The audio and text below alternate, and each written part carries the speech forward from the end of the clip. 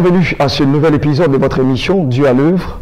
Nous avons une histoire tout à fait bouleversante qui va certainement aussi vous mettre à la renverse dans l'entendement des Saintes Écritures, de tout ce que vous pouvez avoir.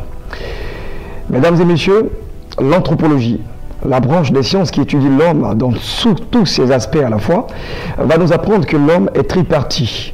Autrement dit, il est constitué donc du corps, de l'âme et de l'esprit. Trois entités majeures pour que l'homme puisse vivre. Ça ne fait pas d'ailleurs même de l'homme une trinité, un peu comme Dieu, qui est le Père, le Fils et le Saint-Esprit.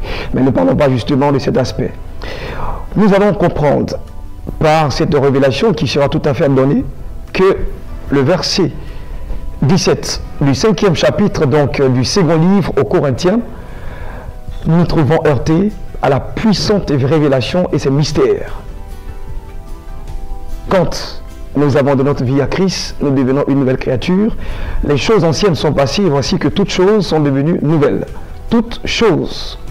Pourquoi il nous arrive d'être chrétiens et d'encore vivre, être tiraillés par le passé, nos émotions, qui nous ont baissés depuis notre enfance jusqu'à l'âge que nous avons. Voici un peu donc le dilemme dans lequel nous sommes généralement et auquel nous sommes confrontés en tant que chrétiens. Nous recevons aujourd'hui une dame, servante de Dieu, pour justement bien briser les choses. Elle est docteur de la parole, mais qui, elle, va vous montrer sa vie secrète. Vous savez que l'homme est donc doté de trois vies. Une vie privée, une vie publique et une vie secrète. Elle va faire ici justement le libre choix de nous parler de sa vie secrète. Bonjour, docteur, bienvenue. Bonjour, cher ami. Je suis tout à fait heureux, autant que les téléspectateurs, de vous recevoir dans ce cadre de Dieu à l'œuvre. Et nous sommes tout à fait, comme j'ai dit tout à l'heure, très heureux de vous avoir encore ici en plateau. On vous avait vu quelque part déjà pour votre témoignage. Et vous avez bien voulu le rendre pour que le monde entier entende ce qu'il y a de plus mystérieux dans cette vie que nous appelons une vie chrétienne. Le plaisir est partagé de même. Que le Seigneur vous bénisse, cher ami, de l'autre côté de l'écran. En effet, je suis le docteur, je précise que je suis le docteur, révérend docteur David Déborah. Moi, je suis docteur en enseignement biblique. J'organise des séminaires, des conférences pour la gloire de Dieu. Je voulais relever certains aspects de la vie chrétienne en rendant témoignage de ce que Dieu est capable de faire quand l'être humain prend conscience de son état. Parce que la délivrance vient dans la vie d'un individu quand il prend conscience de son état. Et avant d'aller loin dans mes propos, je me rends hommage à quelqu'un. Quand le temps de Dieu arrive pour bénir une personne, il crée des circonstances, des événements. Il utilise également des hommes.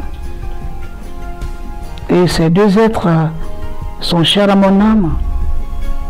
C'est l'apôtre docteur Adjé, Paul, et son épouse Maman Adjé, mes pères spirituels dans le Seigneur, selon que Dieu est passé par eux pour me délivrer. Alors je vais vous conter une histoire, elle est vraie, je l'ai vécue, ce n'est pas un témoignage emprunté. Ce fut ma vie de jeunesse, à peine sortie de l'adolescence. J'ai commencé à vivre une vie qui ne plaisait pas au Seigneur, étant même dans la maison de Dieu. Ah bon? Le péché que j'ai commis, que je vais confesser aujourd'hui publiquement, il s'est produit quand j'avais 19 ans, 20 ans. Mais les conséquences m'ont poursuivi jusqu'à ma cinquantaine en année, pour dire que la durée d'un péché n'efface pas, n'annule pas ses effets négatifs. Eh bien, de par ma démarche, ma corpulence, vous verrez que j'ai touché un peu à tout. De carrière sportive, je suis karatéka. Je fus par moment arbitre sportif. Je fus par moment handballeuse, catcheuse, boxeuse. Mais ma passion réelle, c'est le karaté, dont je préfère vous taire le nombre de ceintures que j'ai, pour que le seul nom du Seigneur soit glorifié. Je vais également rendre ce témoignage pour 3 raisons. Dénoncer les œuvres des ténèbres. Parce qu'il est dit dans Apocalypse 12, verset 17, que quand le diable a chuté du ciel, il s'est mis à la poursuite de l'Église et des enfants de l'Église. J'étais un enfant de l'Église, je suis un enfant de l'Église, et je sais comment le diable m'a atteint.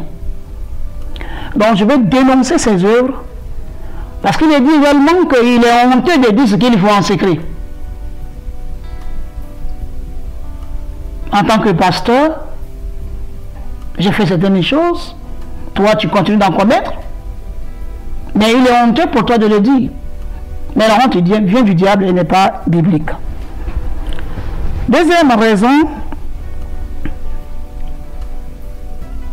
la raison pour laquelle je vais rendre le témoignage, c'est amener toi aussi à connaître la délivrance. Parce que le Seigneur a dit dans même Apocalypse 12, verset 11, ils ont vaincu le diable, le grand serpent. Ils l'ont vaincu à cause du sang de l'agneau et à cause de la parole de leur témoignage. Donc pour que toi aussi, en troisième raison, que tu prennes conscience de ton état et que tu te répandes. Docteur David Deborah, votre vie a été émaillée donc de beaucoup de choses. Et jusqu'ici, vous parlez de péché, mais vous n'avez pas encore nommé, identifié donc ces cas de péché que vous avez vécu.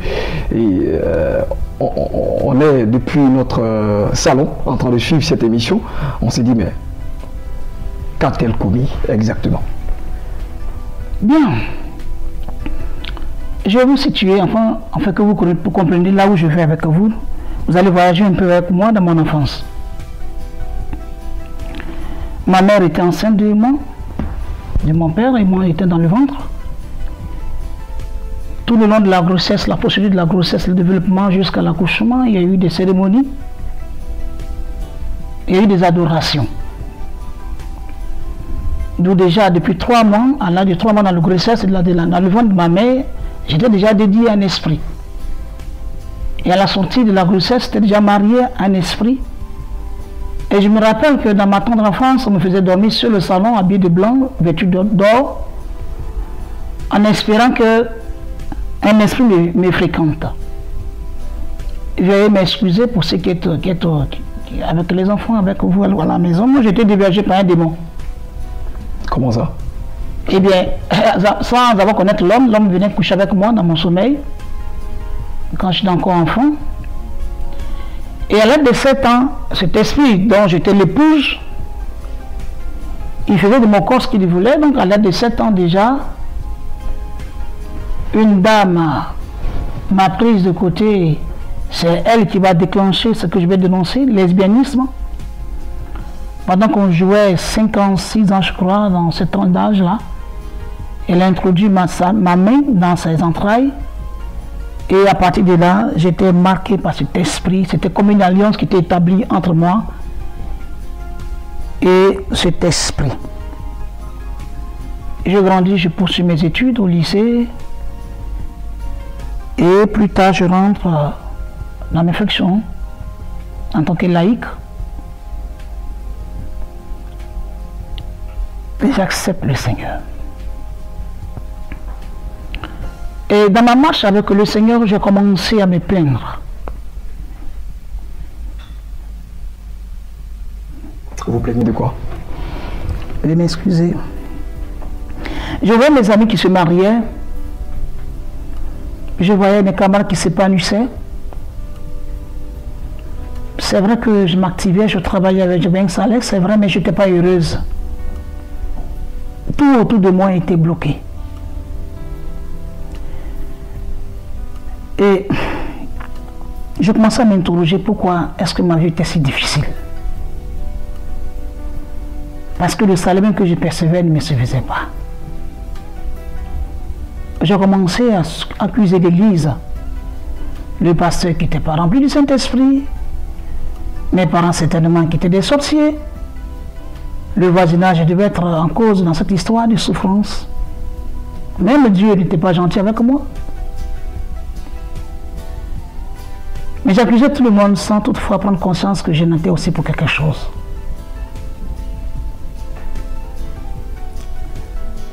J'étais à l'église, c'est vrai. Mais j'avais un penchant pour des femmes. Je vous ai dit comment je suis né, comme déjà à l'âge de 6 ans, 7 ans, j'avais été déjà initié à la chose. Mais par manque de délivrance, j'ai commencé à toucher aux femmes. C'est arrivé avec une de mes amies avec laquelle je marchais. Il y a eu des attouchements entre nos filles. Et j'ai pris peur. Et il fallait garder la chose secret. Mais qu'au fur et à mesure, comme un microbe qui ronge une plaie, commençait à grandir. Je vous parle de l'église. En l'église. Commençait à grandir, le péché a commencé. Au fur et à mesure que tu ne confesses pas le péché, il se développe en toi. Ouais, il grossit. Il grossit, il prend forme. D'une fille, je commençais à toucher une autre fille, après notre fille, après notre fille, après notre fille, après notre fille. Et ça commençait à prendre de l'ampleur. Et je disais au Seigneur de me délivrer dans le secret. Je me suis présenté tout à l'heure comme docteur pour te faire comprendre que le diable s'en fout que tu sois docteur, que tu sois pasteur, que tu sois bishop. Il s'en fout de toi. Le diable a besoin d'un corps pour se développer, il a besoin d'un corps pour agir. Et moi, par l'alliance qui était tissée, ayant ma main dans le ventre de cette fille-là, ayant mis ma main dans ses entrailles, une alliance était tissée entre moi et l'homosexualité. Vous étiez homosexuel, lesbienne? Non, ces mots-là sont trop chéris. Je préfère dire une femme qui sort avec son amie femme. Parce que c'est trop renchéri quand on dit lesbianisme. C'est trop joli à moi. Il y a une femme qui sort avec une autre femme. C'est cru, mais c'est du vrai. Et étant à l'église, je le pratiquais, j'étais médiateur responsable. Et quand, à un moment, j'ai pris conscience. Vous le pratiquiez avec qui? D'autres filles de l'église? Avec bien sûr d'autres filles de l'église. De l'église? En dehors de l'église, au sein de l'église, avec des responsables de l'église. Avec des quoi, vous avez dit? Des responsables aussi de l'église. Des responsables de l'église. Waouh. Mais à un moment, comment m'en défaire? J'avais pris la résolution pour dire, mais attends, j'accuse les autres, j'accuse les sorciers, et du fait que ma vie soit difficile et compliquée, et que je ne recevais pas d'exaucement pendant que les autres étaient prospères, moi j'étais malheureuse. Il fallait que je me libère de cette sale vie. Mais vers qui aller? À qui me confier? Quand l'église dans laquelle j'appartenais, avec vos missions de condamner le péché en longueur de journée, quand tu pêches, tu vas en enfer. Et je voyais qu'avant moi, d'autres frères qui avaient péché, on les mettait en public, on dit, dis-moi comment tu as péché. D'autres, quand tu te confies à eux, le lendemain, le péché se trouvait à la lune. En qui fait confiance et vers qui aller pour me libérer de ce mal. Et je souffrais cruellement.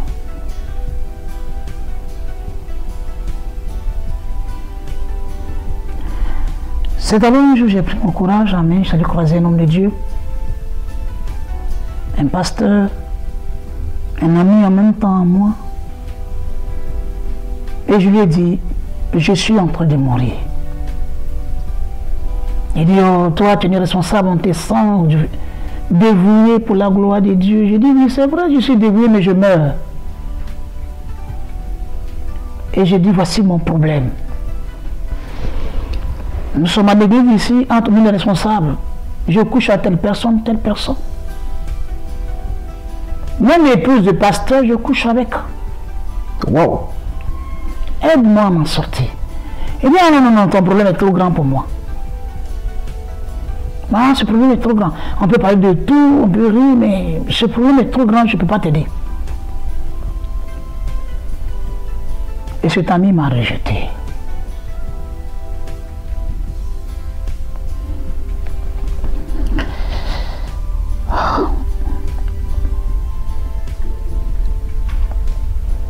Veuillez m'excuser. Non, allez-y. C'est... Wow.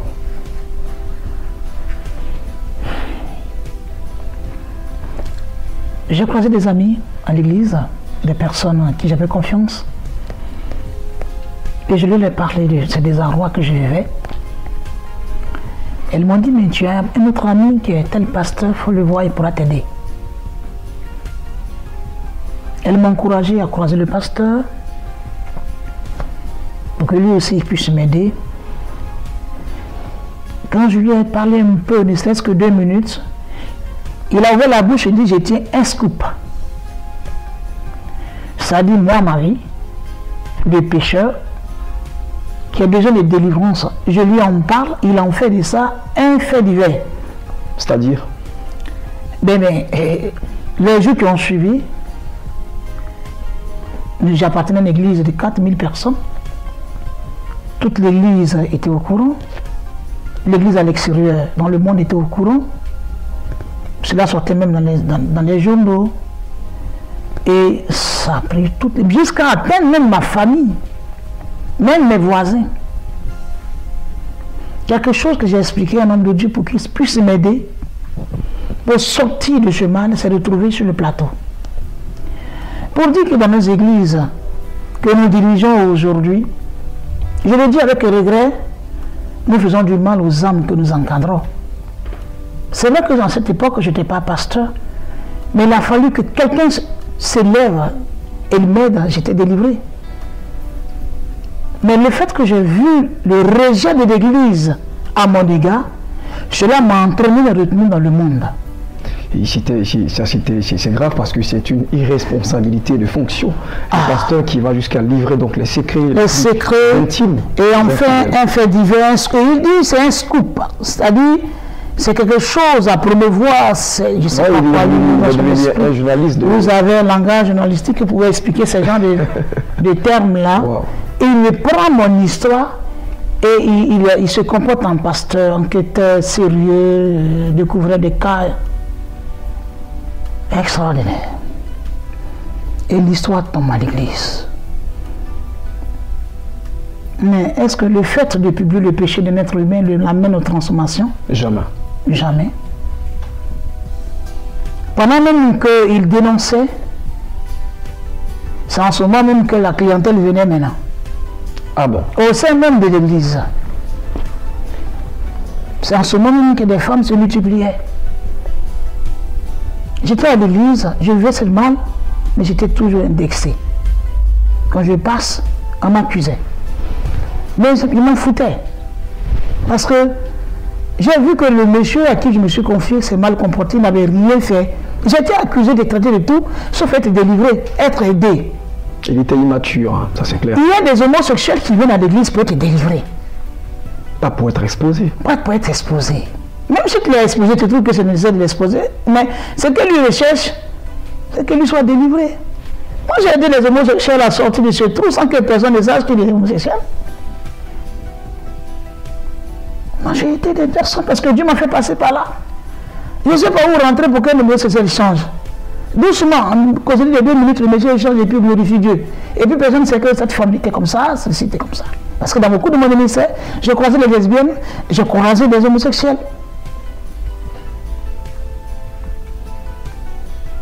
Ne faites pas du mal aux chrétiens qui viennent à vous.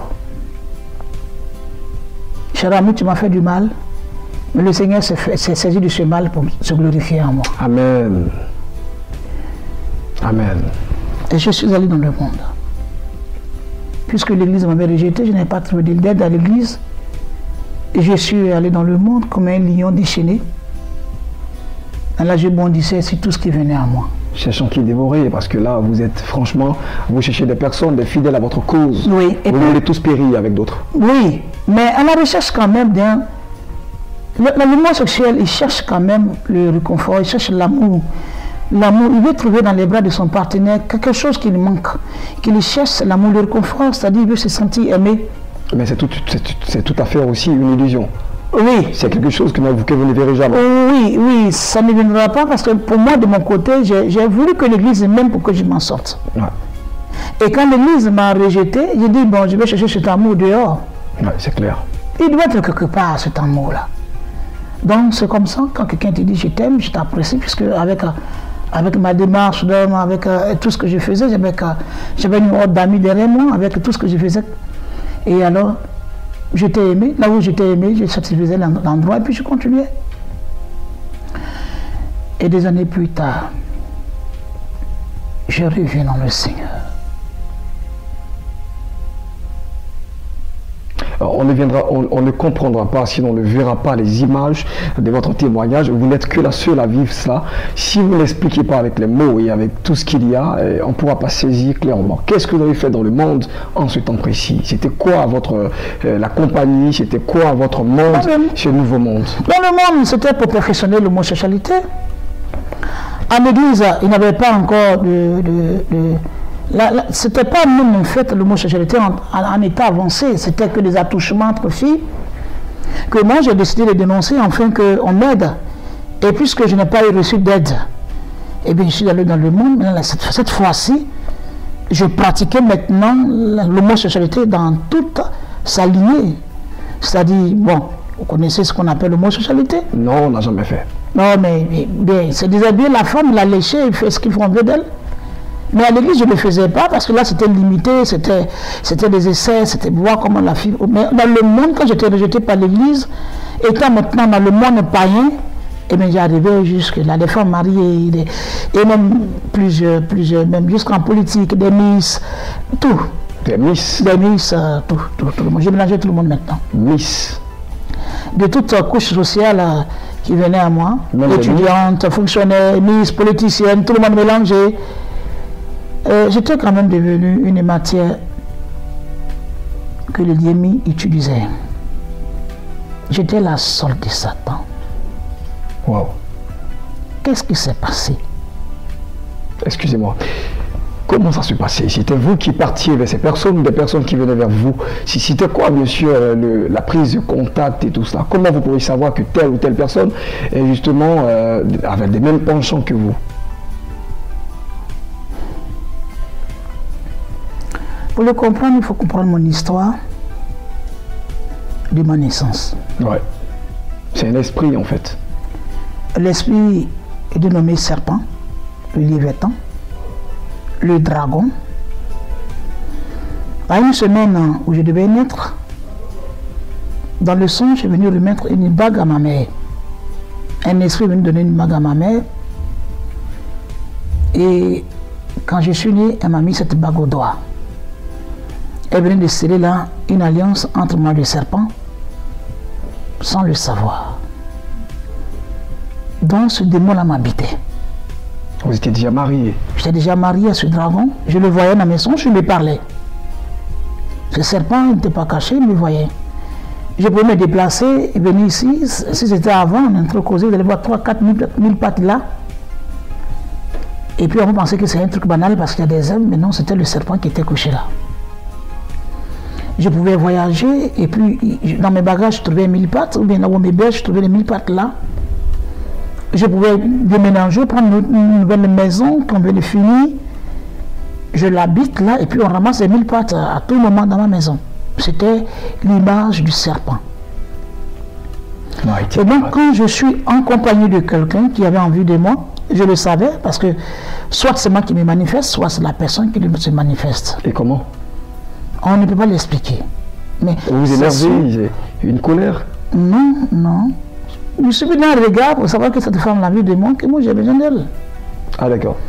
J'ai cru que vous parliez d'un homme qui voudrait justement venir vers vous et donc forcé, il allait avoir un conflit, puisque vous étiez déjà marié spirituellement. Non, le mariage spirituel que j'avais, le diable, lui, il m'utilisait pour que je couche avec les femmes. Ah d'accord. Il ne voulait pas me voir en couple normal, de sexe opposé, mais il voulait me voir en couple de sexe, comment vous appelez ça? On va dire similaire. Voilà, similaire, homosexuel. Bon, ça ne me dérange pas que je sorte avec une fille. Mais en matière d'hommes, j'ai connu des hommes noirs, j'ai connu des hommes blancs de toutes couleurs. Si c'était le copinage, ça arrangeait le diable, ça ne le dérangeait pas. Mais si c'était le foyer, c'était difficile. J'ai essayé de me ranger à cause des parents. J'ai essayé de faire foyer, j'ai fait 2 mariages légaux, que le maire a béni, que l'église a béni. Mais après 2 ans de mariage, le monsieur meurt. Parce que l'esprit n'est pas d'accord que je sois en couple, normal. Et ainsi, j'ai perdu 2 hommes que j'aimais. Et je suis devenue veuve. Waouh. 2 mariages, 2 décès. Parce que je ne veux pas, ce démon-là, que je sois une femme du foyer. Qu'un homme pouvait commander. Qu'un homme pouvait diriger. Et en couple, j'ai remarqué que j'avais un caractère très fort. Parce que, non seulement par le sport que je faisais, mais parce que cet esprit ne voulait pas que je me soumette à l'homme que j'aimais. Et quand je suis en dehors du foyer, l'amour est parfait. Mais quand je rejoignais le foyer, il y avait toujours des bagarres entre moi et mon époux. C'est quand je prends la décision de quitter le foyer que celui-ci meurt. Et comme ça, j'ai pris la résolution de ne plus me marier. Et je précise que quand je suis en couple normal, mon esprit ne se promène pas à aller guetter des filles. J'étais la femme la soumise à mon mari. J'étais la femme fidèle à son époux, qui ne cherchait pas à combattre une femme à côté. Et quand l'ennemi voit que la scène a trop duré, bon, il tue le monsieur et puis bon, il me récupère.